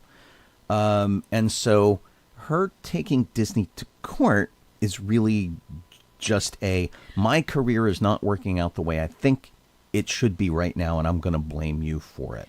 I will say that when Valerie Harper was fired from the TV show Valerie, Yes. she sued for being fired illegally. Mm-hmm. And they found that while it was okay that she was not rehired for the next season, because the show was called Valerie, and then it became she the had Harpers. a contract dispute with them, and it became while we were away on hiatus, she died. Yeah. And now we're Right. calling the show Valerie's Family, and then the next season it was called the Harper Family. Yeah. So Valerie Harper is not her real name. No, I can't remember her real name. Anyway, I'll come up with it eventually. She I'll get it right now. she won the lawsuit, but only half of it. Valerie they were- Harper is her real name. Oh, it is her Oh, real there you name. go. Yeah. Okay. Oh, okay. Hogan Family. That's what it was. The Hogan okay. Family. Okay. So anyway, the network wasn't in trouble for, not bringing her back. Yeah. But the way she was fired apparently was Oh. bad, and so they got in trouble for that, Yeah. for a large sum of money. One of the things that is interesting, though, is so when you're an actor, you're a good actor or a popular actor. You don't have to necessarily be good. You just have to have people who will back you up. And this includes your talent agent, who goes to bat and finds you jobs and does whatever. And it includes your manager and your lawyer.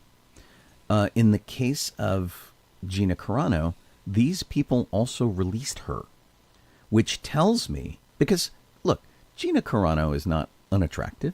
She has a pretty rabid following of people who absolutely love her work.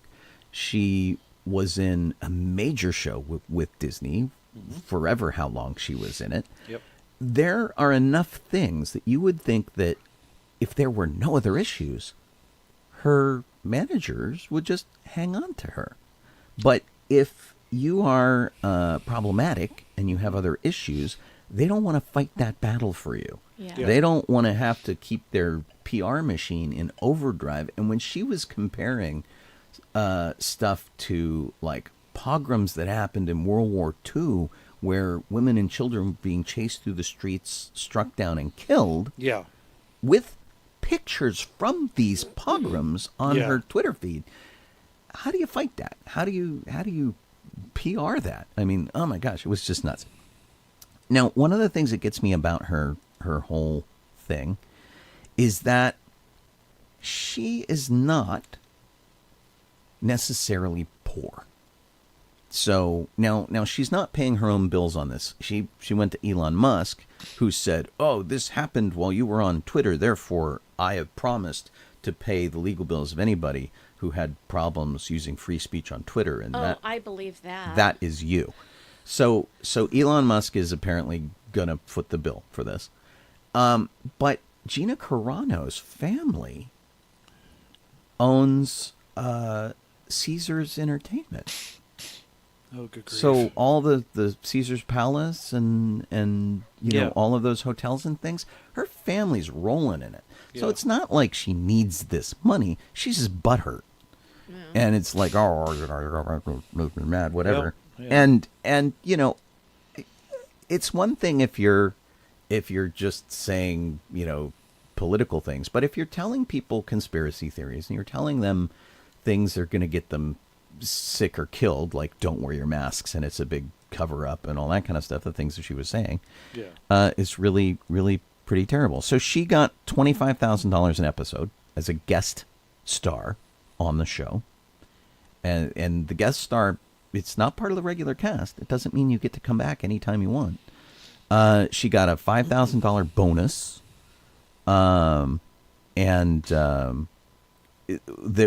She was given the bonus to meet with the gay and lesbian community and whatnot. And so they were trying to smooth things over. But now she's mad. She said they made her do things she didn't want to do, blah, blah, blah. And so she said she got upset that they removed an episode. What did they make her do that she didn't want to do? Well, she didn't want to issue an apology, which she okay. never really did. I was thinking performance things. She said that she was told to meet with Kathy Kennedy and 45 LGBTQ employees of the company. To apologize? Which she didn't do. Just even to have a conversation and go, what's your issue? Let's talk it out. But there is no proof that was a real thing. That's just what she's claiming. Nobody's come forward to say, we didn't make her do that. Or we did make her do it. It's whatever. So this whole thing, she's now demanding $75,000 an episode, which is, 3 times what she got before, and making Lucasfilm recast her in the show or movie or whatever they're doing. And that's just not how acting works. The hell? Yeah. And so now she says she's claiming wrongful discharge and sex discrimination. Sex discrimination. Okay. Right. Sure thing. So anyway, it's and she's super excited that Elon Musk is backing her up, and Elon Musk is like, "Hey, I get to hang out with a celebrity." So whatever. And you can look up the entire filing online if you want to. The Hollywood Reporter's got an article on it. I think she's nuts. Look, I'm a SAG member. I don't work very often. I think somehow I made $1,000 last year, according to SAG. I don't know how that worked. Just residuals, I guess. But residuals for 2 TV shows. For like 2 episodes. 2 ABC sitcoms. I need more of those, please. Yes, one a year would be great. Right, that'd be terrific. So, saying that, so being a SAG member, look, you don't get parts all the time. I submit for parts off and on here and there, and I don't get them. And that's what happens. You try and you don't get parts. The same way you apply for jobs and you don't get the job. Someone else gets it. Someone's better qualified. They like someone more. Somebody has a better smile. Whatever it is.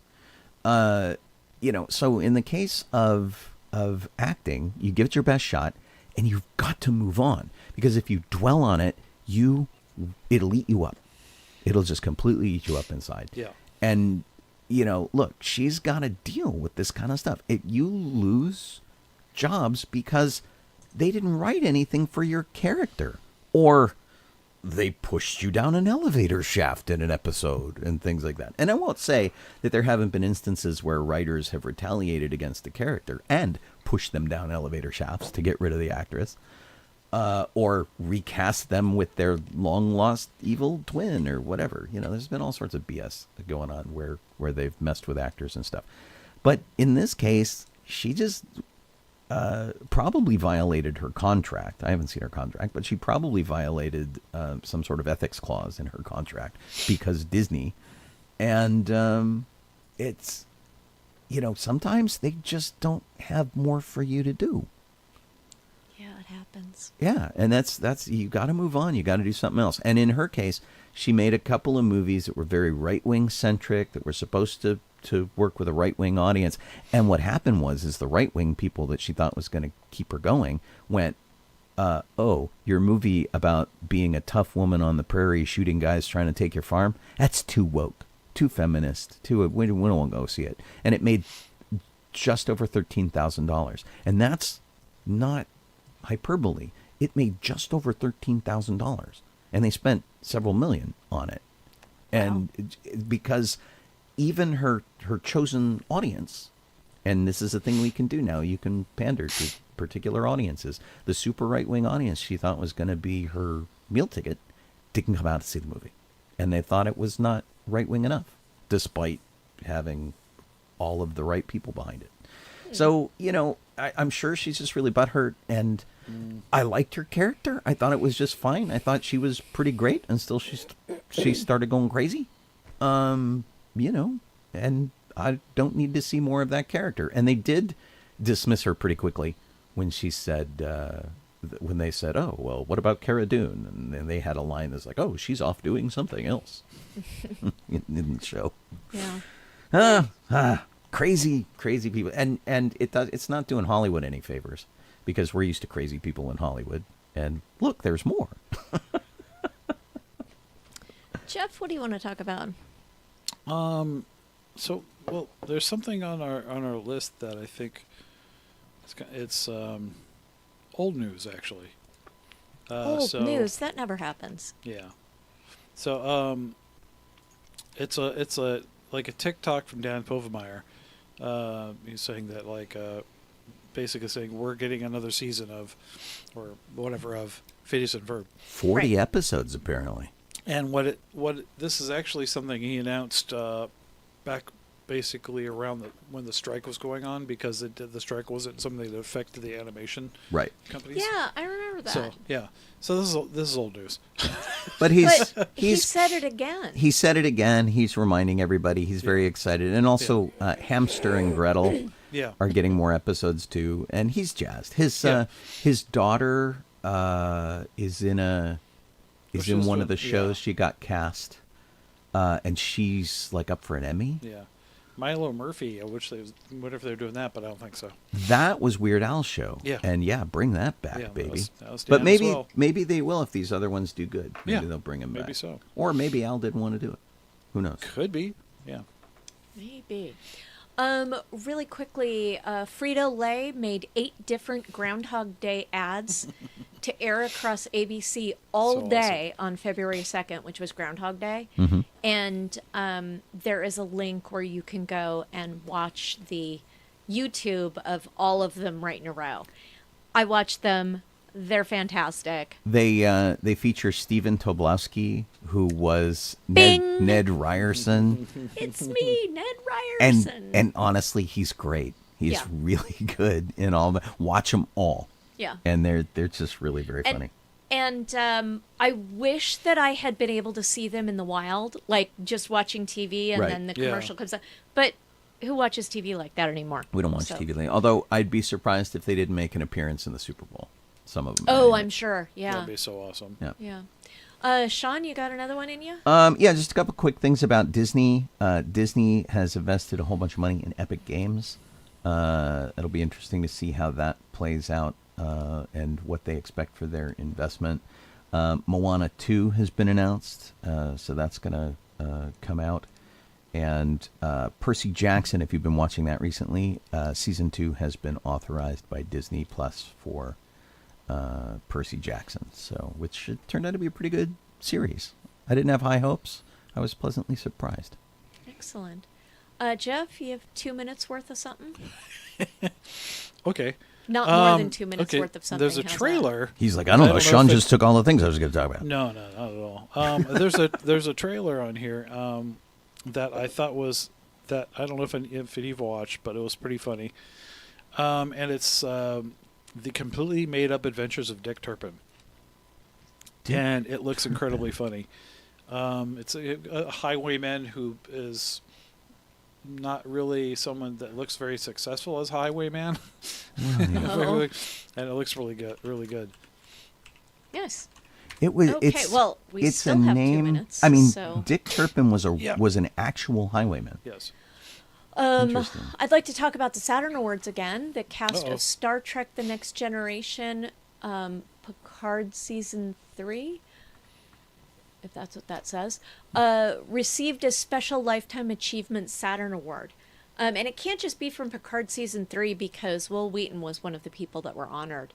And I don't think he's I think it's the entire cast of The Next Generation, period, just for having the longevity that they've had. Right. So anyway, they received a Lifetime Achievement Award at the Saturn Awards, and they were very grateful, and it was nice. Yeah, good. it's I like things it's that are kind of nice. cool that the Saturn Awards seems to have upped their game this year.